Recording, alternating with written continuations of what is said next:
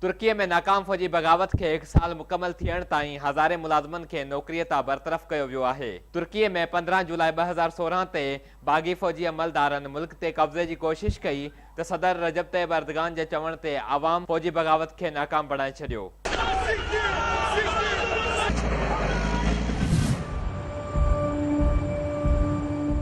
फौजन सां सॼी राति चक्रियन दौरान 250 खां वधीक माण्हू मारिजी विया ऐं 1500 खां वधीक ज़ख़्मी थिया हुआ। नाकाम फौजी बगावत खां पोइ मुल्क में क्रैकडाउन जो सिलसिलो शुरू थियो, जंहिं दौरान पुलिस एहलकारनि, तइलीमी इदारनि जे मुलाज़िमनि, जजनि ऐं ॿियनि खातनि जे मुलाज़िमनि खे बरतरफ़ कयो वियो। तुर्क मीडिया मूजिबि नाकाम फौजी बगावत जी कोशिश खां पोइ 1,50,000 एहलकारनि खे बरतरफ़ ऐं मुख़्तलिफ़ इदारनि मां 50,000 खां वधीक माण्हुनि खे गिरफ़्तार कयो वियो। इहे बरतरफ़ियूं गुज़िरियल साल मुल्क में थियल नाकाम फौजी बगावत जे रद्दअमल में कयूं वियूं, जंहिं जो मक़सदु सरकारी इदारनि में हुकूमत मुख़ालिफ़ अंसरनि जो ख़ात्मो हो।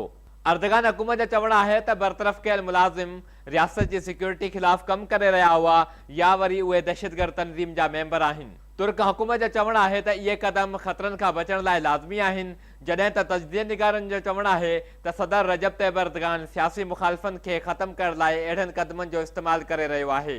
तुर्क हुकूमत गुज़िरियल साल वारी नाकाम फौजी बगावत जो इल्ज़ाम अमेरिका में वेठल तुर्क अॻुवाण फतहुल्लाह गुलन मथां मुड़ियो हो, जंहिं खे हुन मञण खां इनकार करे छॾियो आहे।